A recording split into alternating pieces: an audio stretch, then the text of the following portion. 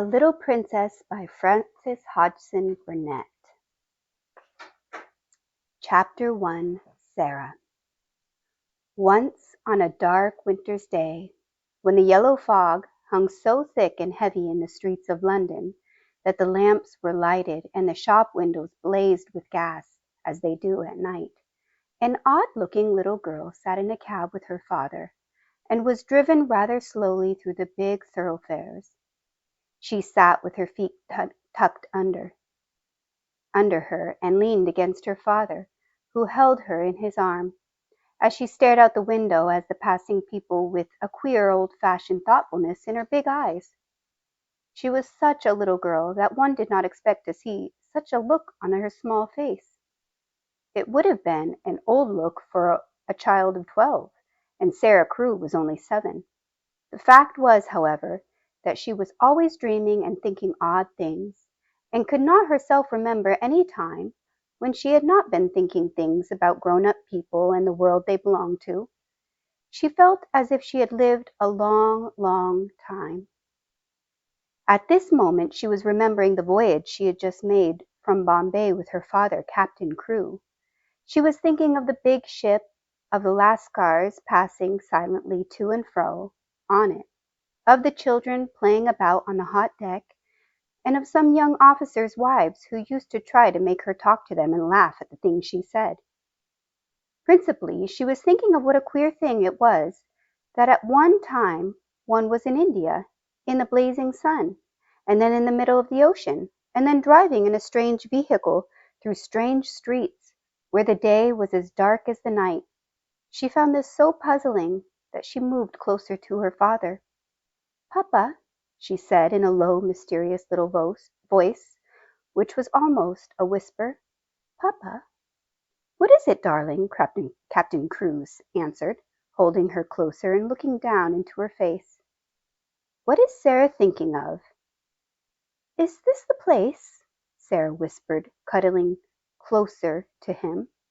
"Is it, Papa?" "Yes, little Sarah, it is. We have reached it at last." And though she was only 7 years old, she knew that he felt sad when he said it. It seemed to her many years since he had begun to prepare her mind for the place, as she always called it. Her mother had died when she was born, and she had never known or missed her.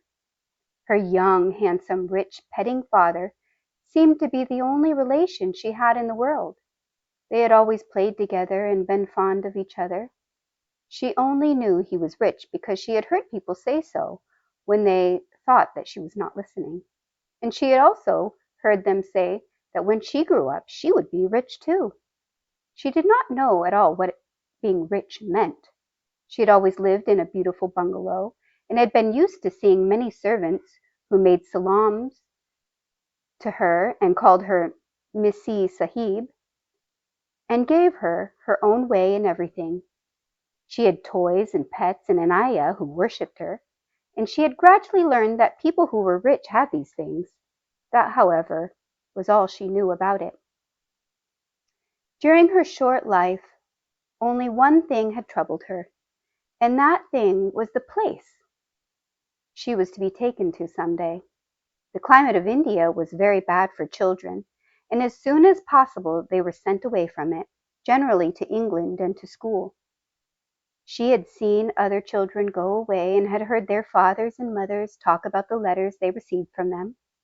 She had known that she would be obliged to go also, and though sometimes her father's stories of the voyage and the new country had attracted her, she had been troubled by the thought that he could not stay with her. "Couldn't you go to the place with me, Papa?" she had asked when she was 5 years old. "Couldn't you go to school too? I would help you with your lessons." "But you will not have to stay for a very long time, little Sarah," he had always said. "You will go to a nice house where there will be a lot of little girls, and you will play together, and I will send you plenty of books, and you will grow so fast that it will seem scarcely a year before you are big enough and clever enough to come back and take care of Papa." She had liked to think of that, to keep the house for her father, to ride with him and sit at the head of his table when he had dinner parties, to talk to him and read his books.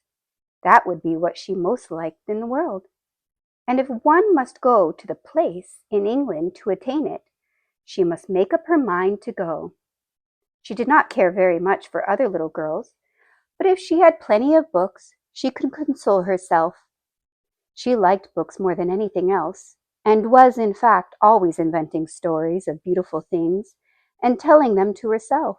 Sometimes she had told them of her father, and he had liked them as much as she did. "Well, Papa," she said softly, "if we are here I suppose we must be resigned." He laughed at her old-fashioned speech and kissed her.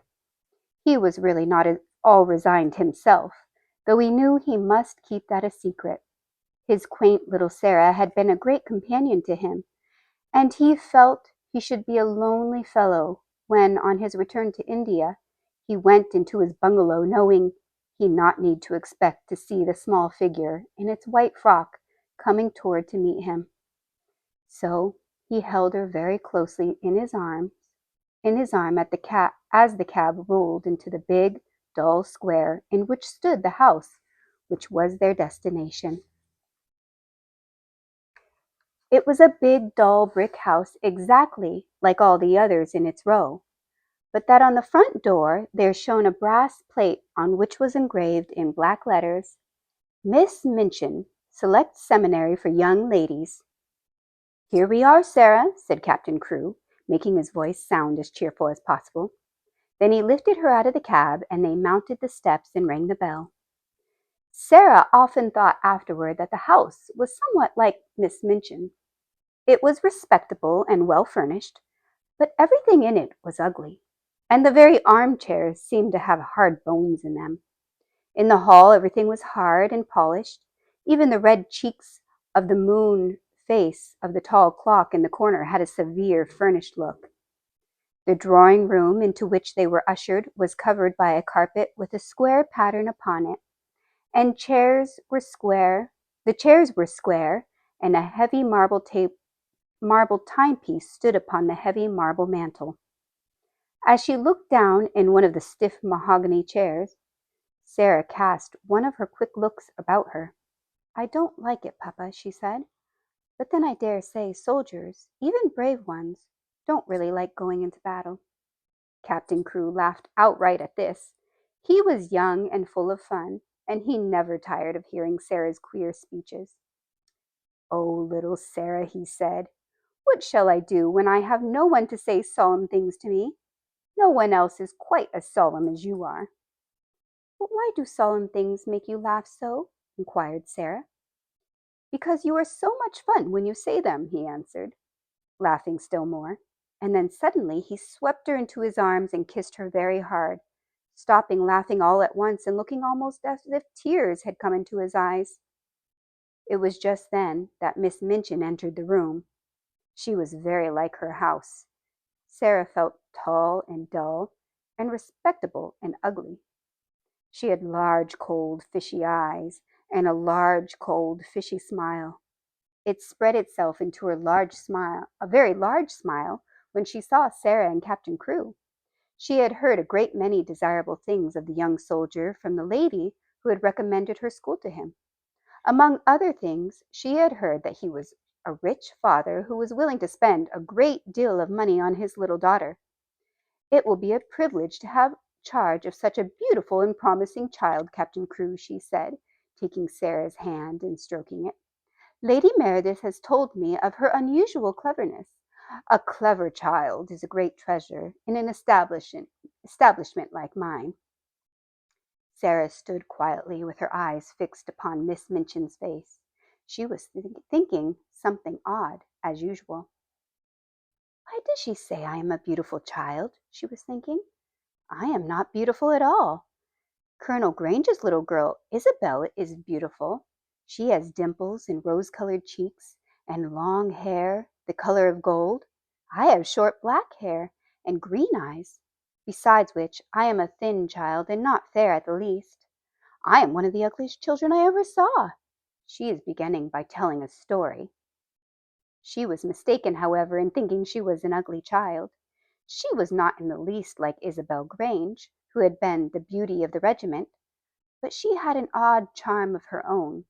She was a slim, subtle creature, rather tall for her age, and had an intense, attractive little face. Her hair was heavy and quite black, and only curled at the tips. Her eyes were greenish gray, it is true, but they were big, wonderful eyes, with long black lashes, and though she herself did not like the color of them, many other people did. Still, she was very firm in her belief that she was an ugly little girl, and she was not at all elated by Miss Minchin's flattery. I should be telling a story if I said she was beautiful, she thought, and I should know I was telling a story. I believe I am as ugly as she is in my way. What did she say that for? After she had known Miss Minchin longer, she learned why she had said it. She discovered that she said the same thing to each papa and mamma who brought a child to her school. Sarah stood near her father and listened while he and Miss Minchin talked. She had been brought to the seminary because Lady Meredith's two little girls had been educated there, and Captain Crewe had a great respect for Lady Meredith's experience.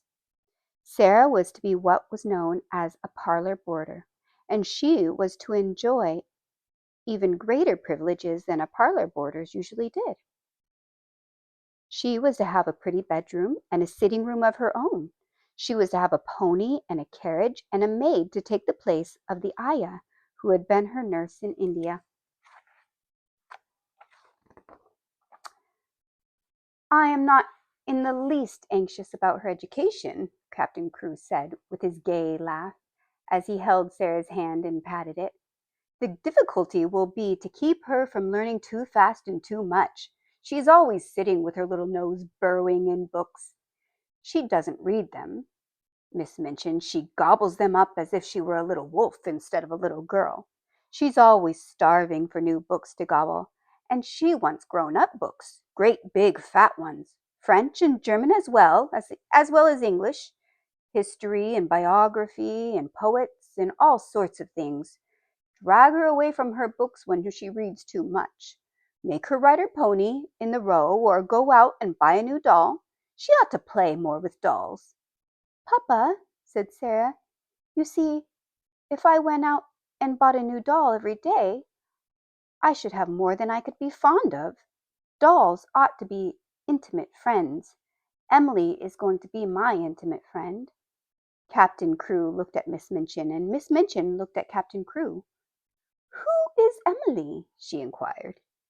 Tell her, Sarah, Captain Crewe said, smiling.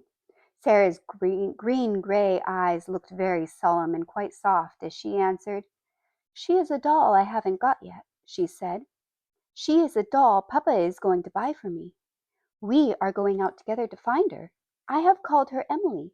She's going to be my friend when Papa is gone, and I want her to talk to about him. Miss Minchin's large fishy smile became very flattering indeed. What an original child, she said. What a darling little creature.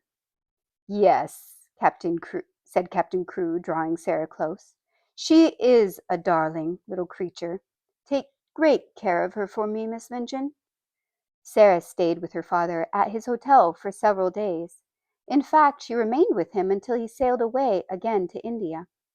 They went out and visited many big shops together, and bought a great many things, though they bought indeed a great many more things than Sarah needed.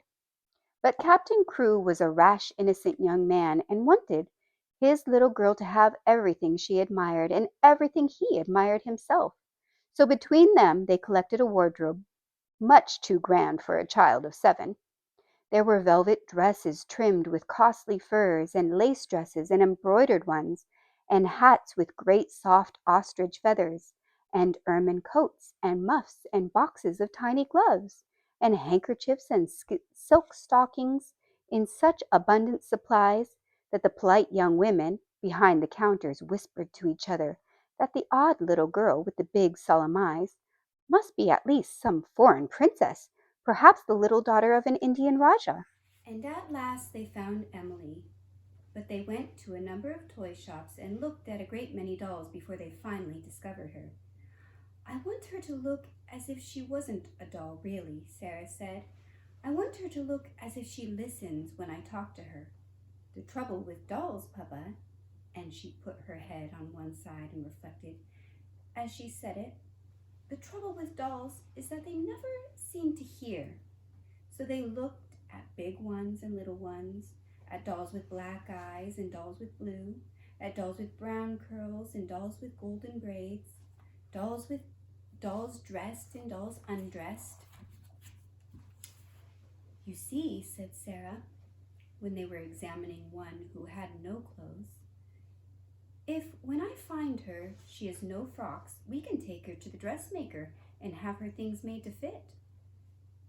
They will fit better if they're tried on. After a number of disappointments, they decided to walk and look in the shop windows and let the cab follow them. They had passed 2 or 3 places without even going in, when, as they were approaching a shop which was really not a very large one, Sarah suddenly stared and clutched her father's arm. "Oh, Papa," she cried, "there's Emily." A flush had risen on her face, and there was an expression in her green-gray eyes as if she had just recognized someone she was intimate with and fond of. "She's actually waiting for us," she said. "Let us go into her." "Dear me," said Captain Crew, "I feel as if we ought to have someone to introduce us." "You must introduce me, and I will introduce you," said Sarah. But I knew her the minute I saw her, so perhaps she knew me too. Perhaps she had known her. She had certainly a very intelligent expression in her eyes when Sarah took her in her arms. She was a large doll, but not too large to carry about easily. She had naturally curling golden brown hair, which hung like a mantle about her, and her eyes were a deep, clear gray blue with soft, thick eyelashes, which were real eyelashes and not merely painted lines. "Of course," said Sarah, looking into her face as she held her on her knee. "Of course, Papa, this is Emily." So Emily was bought and actually taken to a children's outfitter's shop and measured for a wardrobe as grand as Sarah's own. She had lace frocks too, and velvet and muslin ones, and hats and coats and beautiful lace-trimmed underclothes, and gloves and handkerchiefs and furs. I should like her always to look as if she was a child with a good mother, though I'm going to make a companion of her. Captain Crew would really have enjoyed the shopping tremendously, but that a sad thought kept tugging at his heart. This all meant that he was going to be separated from his beloved, quaint little comrade. He got out of his bed in the middle of the night and went and stood looking down at Sarah, who lay asleep with with Emily in her arms. Her black hair was spread out on a pillow, and Emily's golden brown hair mingled with it. Both of them had lace-ruffled nightgowns, and both had long eyelashes which lay and curled on their cheeks. Emily looked so like a real child that Captain Crew felt glad she was there. He drew a big sigh and pulled his mustache with a boyish expression. "Hi-ho, little Sarah," he said to himself. "I do believe you know how much your daddy will miss you." "I don't believe you know how much your daddy will miss you." The next day, he took her to Miss Minchin's and left her there. He was to sail the next morning. He explained to Miss Minchin that his solicitors, Messrs. Barrow and Skipworth, had charge of his affairs in England and would give her any advice she wanted, and that they would pay the bills she sent in for Sarah's expenses. He would write to Sarah twice a week, and she was to be given every pleasure she asked for. "She is a sensible little thing, and she never wants for anything if it isn't safe to give her," he said. Then he went with Sarah into her little sitting room, and they bade each other goodbye. Sarah sat on his knee and held the lapels of his coat in her small hands, and looked long and hard at his face. "Are you learning me by heart, little Sarah?" he said, stroking her hair. "No," she answered. "I know you by heart. You are inside my heart." And they put their arms around each other and kissed as if they would never let each other go. When the cab drove away from the door, Sarah was sitting on the floor of her sitting room with her hands under her chin and her eyes following it until it had turned the corner of the square. Emily was sitting by her side, and she looked after it too. When Miss Minchin sent her sister, Miss Amelia, to see what the child was doing, she found she could not open the door. "I've locked it," said a queer little voice from inside. "I want to be by myself, if you please." Miss Amelia was fat and dumpy and stood very much in awe of her sister. She was really the better-natured of the two, but she never disobeyed Miss Minchin. She went downstairs again, looking almost alarmed. "I never saw such a funny old-fashioned child, sister," she said. "She has locked herself in, and she is not making the least particle of noise." "It is much better if she kicked and screamed, as some of them do," said Miss Minchin answered. "I expect that a child as much spoiled as she is would set the whole house in an uproar. If ever a child was given her own way in everything, she is." "I've been opening her trunks and putting her things away," said Miss Amelia. "I never saw anything like them. Sable and ermine on her coats, and real Valencian lace on her underclothing." "You have seen some of her clothes. What do you think of them?" "I think they're perfectly ridiculous," replied Miss Minchin sharply. "But they will look very well at the head of the line when we take the school children to church on Sunday. She's been provided for as if she were a little princess." And upstairs in the locked room, Sarah and Emily sat on the floor and stared at the corner round which the cab had disappeared, while Captain Crewe looked backward, waving and kissing his hand as if he could not bear to stop.